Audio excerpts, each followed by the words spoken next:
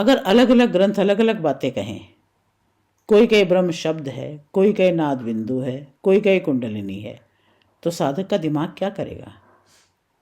Confuse होगा।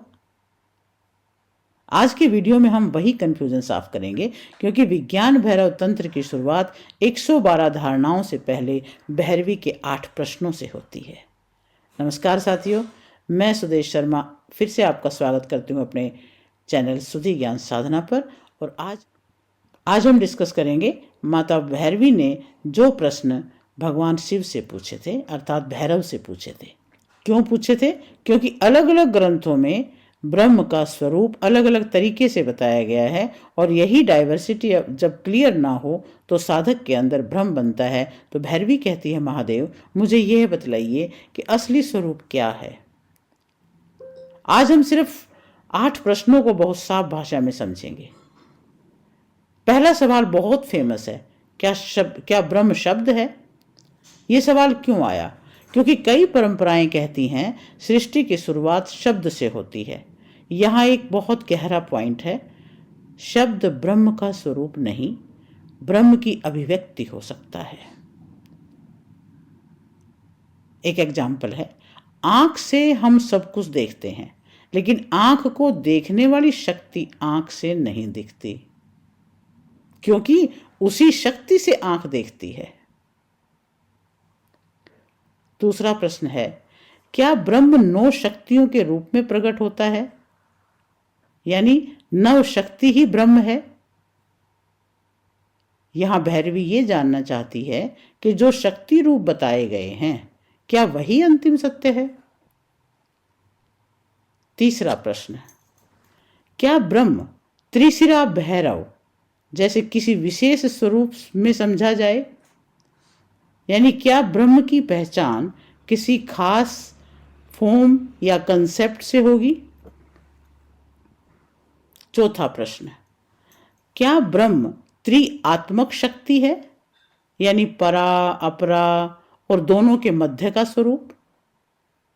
भैरवी की चिंता ये है कि कौन सा स्तर असली है, या सब स्तरों का स्रोत क्या है? पांचवा प्रश्न, क्या ब्रह्म नाद बिंदु स्वरूप है? यहां संकेत आता है कि नाद बिंदु उपनिषदों जैसी परंपरा का, जहां ओंकार नाद की चर्चा मिलती है। आज हम डीप टेक्स्ट में नहीं जाएंगे, बस इतना समझिए कि भैरवी ये पूछ रही है कि क्या मूल सत्य ध्वनि प्रकृति नाद है? छठा प्रश्न, क्या ब्रह्म उस सूक्ष्म निरोध चिन्ह के रूप में है जिसका उल्लेख नाद बिंदु परंपरा में मिलता है?